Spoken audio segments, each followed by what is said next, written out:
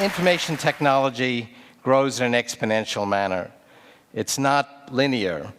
And our intuition is linear. When we walked through the savannah 1,000 years ago, we made linear predictions where that animal would be, and that worked fine. It's hardwired in our brains. But the pace of exponential growth is really what describes information technologies, and it's not just computation. There's a big difference between linear and exponential growth. If I take 30 steps linearly, 1, 2, 3, 4, 5, I get to 30. If I take 30 steps exponentially, 2, 4, 8, 16, I get to 1 billion. It makes a huge difference. And that really describes information technology. When I was a student at MIT, we all shared one computer, took up a whole building. And the computer in your cell phone today is 1 million times cheaper, 1 million times smaller, 1,000 times more powerful. That's a billion-fold increase in capability per dollar that we've actually experienced since I was a student. And we're going to do it again in the next 25 years.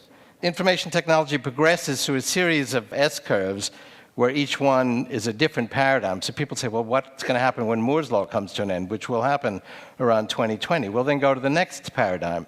And Moore's law was not the first paradigm to bring exponential growth to computing.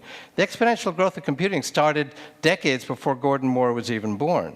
And it doesn't just apply to computation. It's really any technology where we can measure the underlying information properties. Here we have 49 famous computers. I put on a logarithmic graph. The logarithmic scale hides the scale of the increase because this represents trillions-fold increase since the 1890 census. In the 1950s, they were shrinking vacuum tubes, making them smaller and smaller. That finally hit a wall. They couldn't shrink the vacuum tube anymore and keep the vacuum, and that was the end of the shrinking of vacuum tubes. But it was not the end of the exponential growth of computing. We went to the fourth paradigm, transistors, and finally integrated circuits. And when that comes to an end, we'll go to the sixth paradigm, three-dimensional self-organizing molecular circuits. But what's even more amazing, really, than this fantastic scale of progress is look at how predictable this is. I mean, this went through thick and thin, through war and peace, through boom times and recessions. The Great Depression made not a dent in this exponential progression. We'll see the same thing in the economic recession we're having now. At least the exponential growth of information technology capability will continue unabated. And I just updated these graphs because I had them through 2002 in my book, Singularity is Near, and so we updated them so I could present it here to 2007. And I was asked, well, aren't you nervous? I mean, maybe it kind of didn't stay on this exponential progression. And I was a little nervous because maybe the data wouldn't be right, but I've done this now for 30 years, and it has stayed on this exponential progression. Look at this graph here. You could buy one transistor for $1 in 1968. You can buy 500 million today, and they're actually better because they're faster. But look at how predictable this is. And I'd say this now not just overfitting to past data. I've been making these forward-looking predictions for about 30 years. And the cost of a transistor cycle, which is a measure of the price performance of electronics, comes down about every year. That's a 50% deflation rate. And it's also true of other examples like DNA data or brain data. But we more than make up for that. We actually ship more than twice as much of every form of information technology. We've had 18% growth in constant dollars in every form of information technology for the last half century, despite the fact that you can get twice as much of it each year. Okay, this is a completely different example. This is not Moore's law. The amount of DNA data we've sequenced has doubled every year. The cost has come down by half every year, and this has been a smooth progression since the beginning of the Genome Project. And halfway through the project, skeptics said, well, this is not working out. I mean, you're halfway through the Genome Project and you finished 1% of the project. But that was really right on schedule, because if you double 1% 7 more times, which is exactly what happened, you get 100%, and the project was finished on time.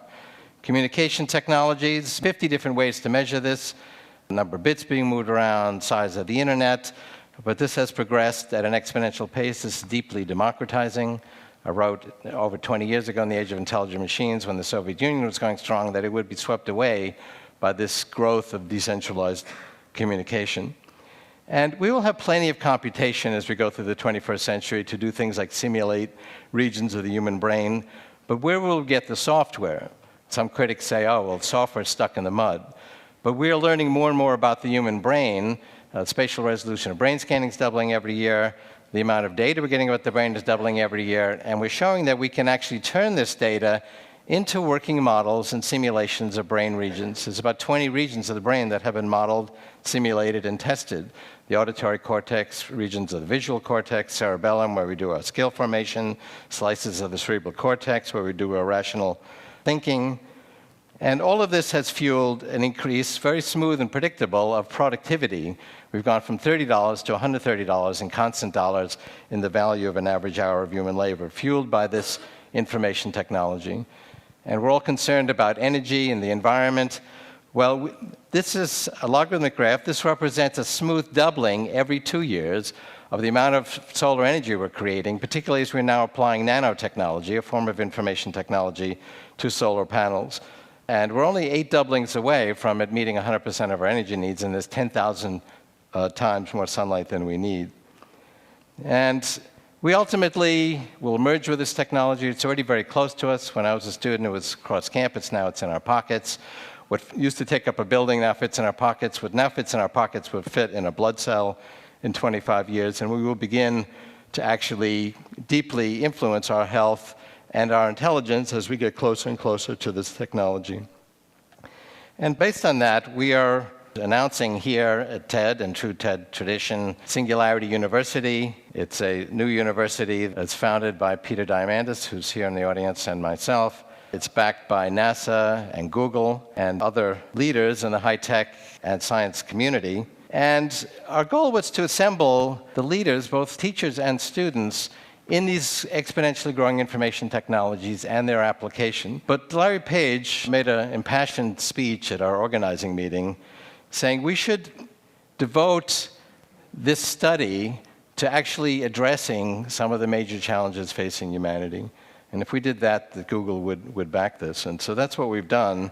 The last third of the 9-week intensive summer session will be devoted to a group project to address some major challenge of humanity, like, for example, applying the internet, which is now ubiquitous in the rural areas of China or in Africa, to bringing health information to developing areas of the world. And these projects will continue past these sessions using collaborative, interactive communication. And all the intellectual property that's created and taught will be online and available and developed online in a collaborative fashion.